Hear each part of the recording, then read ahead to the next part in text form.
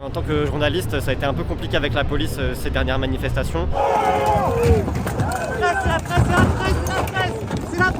La semaine dernière, on a été dans une NAS pendant plusieurs longues minutes et on discutait avec les gendarmes et ils nous disaient non, vous bougez pas, presse, pas presse, je m'en fous. Je m'appelle Clément Lano, je suis journaliste indépendant et je couvre énormément de manifestations à Paris. C'est quoi ça? J'ai commencé en 2016 avec les manifestations contre la loi travail. C'est là que j'ai découvert un peu les tensions dans les manifs, le lacrymogène, etc. Et j'avais pas du tout l'habitude, j'avais pas de casque, pas de masque à gaz. Et donc c'était un peu compliqué la première manifestation. Après j'ai fait les gilets jaunes, j'ai fait les lois sécurité globale et maintenant les manifs contre la réforme des retraites. Pour se protéger, il y a quelques éléments indispensables. Casque de vélo, casque de ski. Ce qui est bien avec les casques de ski, c'est que ça protège les oreilles en fait. Donc pour les pétards, pour les grenades, pour plein de choses, c'est pas mal et ça tient chaud. Le masque à gaz avec les cartouches couleur marron, c'est ça qui filtre la lacrymo. Pour les yeux, il faut un masque comme ça, un masque de ski ou alors des choses comme ça qu'on trouve en surplus militaire, assez résistant. Pour les tirs de LBD et même pour le lacrymogène, c'est pas mal. Ensuite, beaucoup de journalistes ont, c'est le brassard presse jaune et le décontaminant pour les lacrymogènes.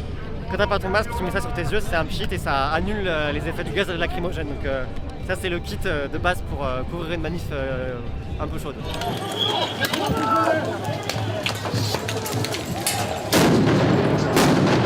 J'ai déjà pris quelques fois des tirs de LBD, des éclats de grenades, mais j'ai quelques couches de vêtements donc ça protège, ça fait des gros bleus, des égratignures, mais j'ai pas de séquelles physiques définitives. Je touche du bois mais j'ai jamais été blessé gravement. J'ai vu des personnes perdre leurs mains et donc c'est des moments toujours un peu compliqués. Heureusement je suis bien entouré, mais c'est un métier que j'ai choisi de faire, qui me passionne et sans la passion je pense que jamais on peut tenir dans la longueur sur ce genre de couverture d'événements.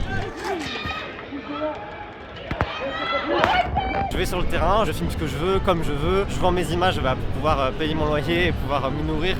Et parfois les gens n'aiment pas voir par exemple dans un JT, on va prendre que quelques secondes, quelques minutes, mais sur mes réseaux sociaux, tout est diffusé en intégralité, sans aucun montage. Donc sur une manif, ça peut être des vidéos parfois pendant les gilets jaunes de 2 heures, 3 heures. Si je fais une interview, elle ne sera pas coupée, je mets l'intégralité de l'interview et comme ça les gens peuvent se faire leur propre idée. Une image qui avait bien tourné, alors c'était les images de Benalla que j'avais ressorties quand l'affaire a été éclatée. J'avais regardé mes images et j'avais retrouvé Benalla avec un brassard de police, une radio en train de se balader comme ça.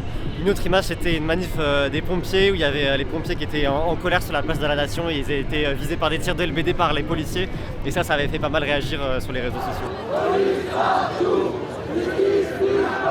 La semaine dernière, on a été dans une NAS pendant plusieurs longues minutes et on discutait avec les gendarmes et ils nous disaient non, vous bougez pas, presse, pas presse, je m'en fous. C'est vrai que c'est toujours un peu une incompréhension de devoir aller négocier et de devoir trouver le bon gendarme ou le bon policier pour pouvoir sortir. En réalité, on s'est presque tous habitués à ça et maintenant, c'est des astuces en fait qu'on connaît pour pouvoir travailler librement. Allez, vous partez à droite. Partez à droite, maintenant. En une semaine, j'ai pris des coups de matraque, un CRS qui m'a attrapé, qui a menacé de me mettre des coups de pied. On a pris ma caméra pour la baisser. Je me suis trouvé plusieurs fois au milieu de charge à prendre des coups de bouclier. Et c'est des choses que en plusieurs mois de gilets jaunes, par exemple, j'avais jamais connues. Donc je suis pas le seul journaliste à avoir eu des soucis et ça pose question quand même.